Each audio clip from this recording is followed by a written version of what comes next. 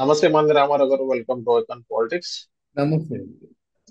Sir, ఇప్పుడు మన growth rate మనం చూసుకున్నట్లయితే ఆంధ్ర రాష్ట్రంది నెంబర్ 2 పొజిషన్ లో రావడం జరిగింది. సో ఏదైతే గతంలో ఏదైతే ఉందో కూటమి పాలన కేవలం సంవత్సరం కాలంలోనే 2.02% వృద్ధి రేటు సాధించింది ఏపీ. అంతకుముందు ఓ, జగన్మోహన్ రెడ్డి గారి పాలనలో 6.19% పరిమితం అయితే ఆంధ్రప్రదేశ్ ఈ కూటమి గవర్నమెంట్ వచ్చిన తర్వాత 8.21%తో దేశంలోనే నెంబర్ 2 పొజిషన్ లో ఉంది. జీడిపి గ్రోత్ రేట్ మనం చూసుకున్నట్లయితే దీనిపైన మీ అభిప్రాయం ఏంటి సార్? ఇక్కడ మనం ముందుగా తెలుసుకోవాల్సింది జగన్మోహన్ రెడ్డి గారికి గ్రోత్ రేటు అంటే ఏమిటో తెలిసి ఉండాలి. ఓకే. అది ఆయనకి తెలియదు. ఏదో వస్తుందంటే వస్తుంది, ఎలా వస్తుందో కూడా తెలియదు. రంబట్ రాంబాబుకి ఎలాగైతే ఇరిగేషన్ పోలవరం గురించి నాకు తెలియదు అని చెప్పాడో, ఈయన కూడా అంబటి రాంబాబు లాంటి నిజాయితీ పరుడుగా గ్రోత్ రేట్ అంటే నాకేమిటో తెలియదు అని చెప్పేస్తే ఈ గొడవ అంతా ఉండేది కాదు. ఇకపోతే చంద్రబాబు నాయుడికి ఇట్లాంటి అవార్డులు రివార్డులు కొత్త ఏం కాదు. ఈజీ మేకింగ్ బిజినెస్ వాటిలో ఎన్నోసార్లు నెంబర్ 2గా వచ్చాడు ఆయన. ఇండియాలోనే అంటే మేకింగ్ బిజినెస్ ఈజీ అనేటువంటి అవార్డుని చాలాసార్లు తీసుకున్నారు ఆయన. ఓకే. వృద్ధి రేట్లు చాలాసార్లు సంపాదించారన్నమాట. ఈరోజు దేశం అబ్బురిపోతుందండి. ఇప్పుడు ఆయనకంటే తెలివితేటలుగా ఆలోచించే వాళ్ళు ఎవరు లేరు కదా. అమెరికాలో 23% ఎక్స్పర్టైజ్, అంటే వాళ్ళ నిపుణుల్ని 23% ఎక్స్పర్టైజ్ నిపుణుల్ని చంద్రబాబు నాయుడు ఇచ్చాడు. దానికే బిల్ గేట్స్ ఎంతో అంత అపురూపంగా చంద్రబాబు నాయుడిని చూడడం జరిగింది. అలాగే licence, driving licence within 5 minutes ఇచ్చాడు. ఒకసారి కళ్ళు తిరిగిపోయినాయి బిల్ క్లింటన్కి. అంటే ఇట్లాంటి మిరకల్స్ చేసి ఆయన ఎక్స్పెరిమెంటల్గా తన తలకాయని మలుచుకున్నాడు అన్నమాట. ఆ మేధస్సును మలుచుకున్నాడు కాబట్టి అవి ఎలా సంపాదించాలో తెలుసు. ఓకే. తెలుసు కాబట్టి 33,000 ఎకరాల్ని పూలాన్ చేశాడు. రేపు ఈజీగా రాజధాని నిర్మిస్తాడు. 33,000 ఎకరాల్లో ఆయన 13,000 ఎకరాలు చాలు. మిగతా 20,000 ఎకరాల్ని ఆయన ఇండస్ట్రీకి ఇస్తాడు. ఎంత వస్తుందో చూడండి. Development okay. అండి. 10 పరిశ్రమలు వచ్చాయంటే ఆ పక్కనే 10 లక్షల మంది పోగవుతాయి జనాలు. 10 లక్షల మంది పోగైనట్టయితే 10 లక్షల దుకాణాలు వస్తాయి, హాస్పిటల్స్ వస్తాయి, తర్వాత ఏమో స్కూల్స్ వస్తాయి, టీచర్స్ వస్తాయి. ఎంత చూసారు, డెవలప్ అయిపోయింది కదా. అక్కడ ఏం చేస్తున్నారంటే ముందు ల్యాండ్ పూల్ చేసి ఇండస్ట్రీస్ని సింగపూర్ జపాన్ వాళ్ళు పట్టుకొని ఒక 10,000 కోట్లు, 20,000 కోట్లు ఇండస్ట్రీస్ వచ్చినట్టయితే డెవలప్మెంట్ అవుతుంది అన్నమాట. దాన్ని మీరు ఏమని పిలుస్తారండి? వృద్ధి అని పిలుస్తారా, లేకపోతే ఏమని ఊసిపోని ఉద్యోగం అని పిలుస్తారా మీలాంటి వాళ్ళు? ఓకే. డెవలప్మెంట్ వృద్ధి అంటే ఇండస్ట్రీలో మనం అంటే ప్రజా జీవితాన్ని మెరుగుపరచడం. తర్వాత ఏమో ఆదాయపు వనరుల్ని ఎక్కువగా సమకూర్చుకోవడం, ట్యాక్స్ రూపంలో ఎక్కువ వసూలు చేయడం. ఎప్పుడు ట్యాక్స్ వస్తుంది?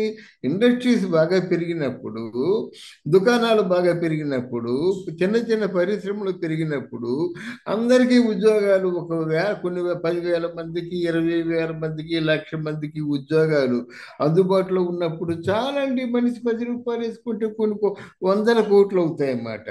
అది అంటే వృద్ధిని చేయడం అంటే ఏమిటి? ముందు ఉన్నటువంటి ఆర్థిక వనరుల్ని పదింతలు మెరుగుపరచడం. ఆ ఆర్థిక వనరుల్ని పదింత మెరుగుపరచడంలో అటు చంద్రబాబు నాయుడు కూడా ముందడుగు వేశాడు. దానికి ప్రేరణగా మన పవన్ కళ్యాణ్ కూడా నిలబడ్డారు కనుక ఇంత త్వరితగతిన 2వ స్థానంలో చేరుకున్నారని నా సమాధానం.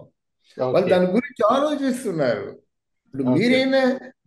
మీరైనా పర్టికులర్ టార్గెట్ పెట్టుకుంటే ఎలాగ ఫస్ట్ ర్యాంక్ రావాలనే పట్టుదలతో మీరు చదువుకున్నట్టయితే అట్లీస్ట్ సెకండ్ థర్డ్ వస్తారు కదా. ఆ టార్గెట్ మీ మైండ్లో ఉండాలి కదా.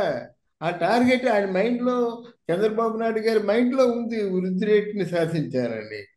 సో కానీ పేపర్ అది మొత్తం రాంగ్ స్టేట్మెంట్ అని జగన్మోహన్ రెడ్డి గారు నిన్న చెప్పడం జరిగింది. ఆయన సోషల్ మీడియా వేదికగా మొత్తం ప్రూఫ్స్ సహా అలా పెట్టడం జరిగింది.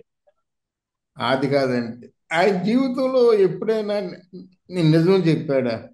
ఆయన జీవితంలో ఇది నిజం చెప్పాడని ఆయన చేత అనిపించండి. ఆయన ఓకే. జీవితంలో నిజం చెప్పినట్టయితే, అరే నిన్న కాక మొన్న ఆడ బీజేపీని వ్యతిరేకిస్తున్నామన్నారు, అక్కడికి వెళ్ళిన తర్వాత బీజేపీని సమర్థిస్తున్నామన్నారు, అక్కడ ఎవరో ఈ ముస్లింనేమో ఆ, హజ్ వక్ఫ్ బోర్డ్. వక్ఫ్ బోర్డ్. గురించి ఒక భూముల గురించి ఇక్కడ సపోర్ట్ చేస్తున్నామని చెప్పాడు, అక్కడికి వెళ్ళి వాళ్ళు సపోర్ట్ చేశాడు. ఇంతకంటే డబుల్ టంగర్ ఉంటారండి? అంటే ఓకే. ఇంతకంటే డబుల్ టంగర్ ఉంటారా? మరి ఎందుకు ఓకే. అనవసరంగా వాడిని ఆయన దాన్ని తీసుకురాకూడదు. ఆయన నా దృష్టిలో ఆయన after all is MLA, nothing more than that. ఏదైనా నైతిక విలువలు ఉన్నాయంటే ఒక మాట మీద ఉంటే నైతిక విలువలు ఉంటాయి. డబ్బులు ఓకే. పంచడానికి ఏముందండి? వాలంటీర్ చేసే పని ఇతను చేస్తున్నాడు నా దృష్టిలో. నొక్కుతాను ఎప్పుడు నొక్కావు? అక్కడ డబ్బు ఉన్నప్పుడు నొక్కావు, ఇప్పుడు నొక్కు చూస్తాను. ఇప్పుడు నొక్కు 100 కోట్లు వేసుకొని ఇప్పుడు నొక్కు, అప్పుడు నీ గురించి చెప్పుకుంటాం అందరూను. ఓకే. కనుక అది క్రెడిబిలిటీ లేదు. అంటే ఊరికనే ఏదో విధంగా నీ లేస్తే మనిషిని కాదు అంటారు చూసారా, సామెత ఒకటి ఉంది. నీ లేస్తే మనిషిని కాదు అంటారు. అది లేవలేడు. అది లేవలేడు కాబట్టి ఆ మాట అంటాడు. నీ ఓకే. లేస్తే మనిషిని అంటే లేవలేడు కదా ఆయన అవును. అంటాడు. కొంతకాలం వింటారు, నిజమేనేమో అనుకుంటారు, తర్వాత అంటారు నువ్వు లేచినప్పుడు చూద్దాంరా కూర్చో అంటారు. ఓకే. అదే సార్ కానీ అందువల్ల ఇక్కడ ఈ గ్రోత్ రేట్ సంబంధించింది ఏదైతే ఇప్పుడు వాళ్ళ అనుకూల మీడియాలో గానీ ఇవన్నీ వేయడం జరుగుతుంది. సో చంద్రబాబు నాయుడు గారిని మ్యానిపులేట్ చేయడంలో, ప్రజల్ని మోసం చేయడంలో దిట్ట. సో అందులో అధికారంలోకి ఆయనకు వచ్చిన తర్వాత ఇంకా ఆయనకి చాలా సునాయాసం ఇవన్నీ చేయడానికి అని వాళ్ళందరూ అంటాడు. ఈ గ్రోత్ రేట్ మొత్తం ట్రాష్. ఏదైతే మీరు సూపర్ 6 సూపర్ 7 ఇచ్చారో అది చేసి చూపించండి అన్నట్టు వాళ్ళందరూ చెప్తున్నారు. సో దానిపైన మీరేమంటారు సార్? వీళ్ళు గ్రోత్ రేట్ చంద్రబాబు మోసం చేయడంలో దిట్ట అయినట్టు ప్రజలందరూ ఆయన ఎందుకు కోరుకుంటారండి? దానికి సమాధానం చెప్పండి. అంటే ప్రజలంటే నువ్వు అనుకున్నట్టు గొర్రెలు అనుకుంటున్నావా? వాళ్ళ వల్ల ఏదో మంచి జరుగుతుంది, వాళ్ళ వల్ల ఏదో పరిశ్రమలు వస్తాయి, డెవలప్మెంట్ వస్తుంది, వీళ్ళు అనుకున్న గ్రోత్ రేట్ వస్తుంది, ఇట్లాంటి ఆలోచనలతోనే కదా విదేశాల నుంచి కూడా వచ్చి ఇక్కడ ఓట్లు వేశారు. మీరు అనుకుంటే ఎలాగవుతుంది?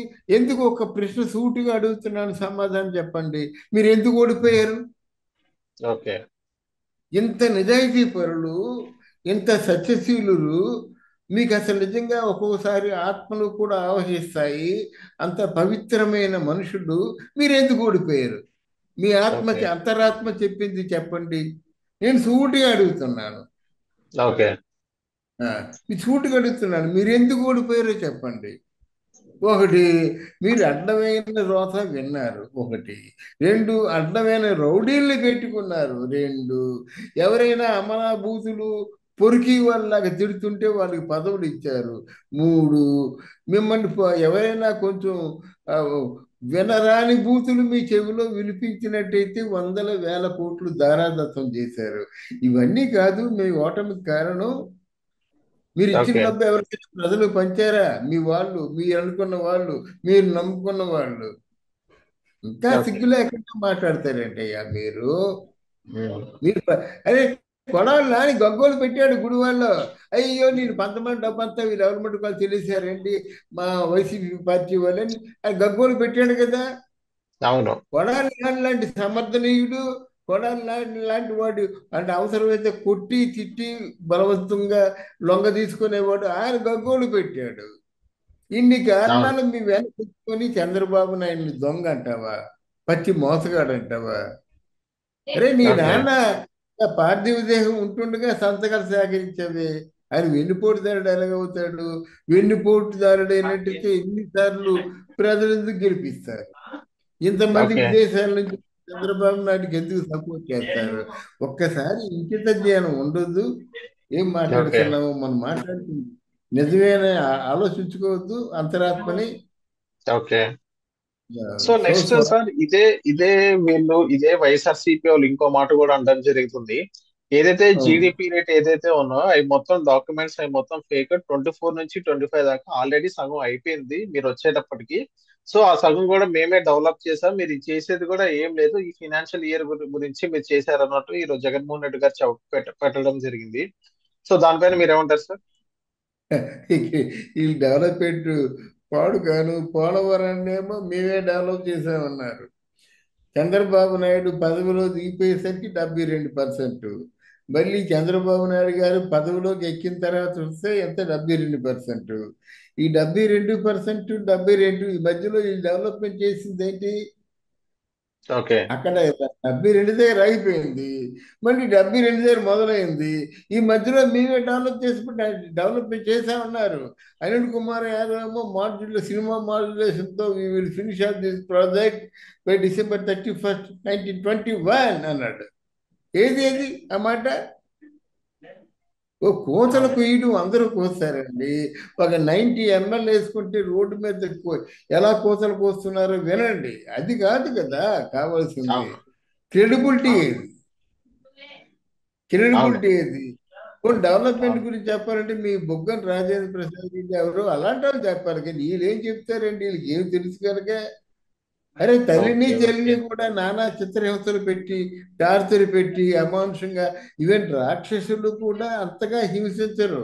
ఆ రక్త ఓకే. సంబంధం మీద కొంత వాళ్ళకి ప్రేమ ఉంటుంది. అంతకంటే హీనం అయిపోయావు నువ్వు. ఇప్పుడు రాక్షసులు ఓకే. ఉన్నారు. ఇప్పుడు బంగారు లేడీని చూపించి మారీచుడు సుబాహు ఉన్నారు చూసారా? వాళ్ళిద్దరు ఎంత ప్రేమగా ఉంటారు రాక్షసులు. రాక్షసుల్లో వాళ్ళంత ప్రేమగా ఉన్నప్పుడు మీరు మనుషులే, మీరు ఎంత ప్రేమగా ఉండారండి? అన్న చెల్లెళ్ళు, అవును. తల్లి అవును సార్. కొడుకులు.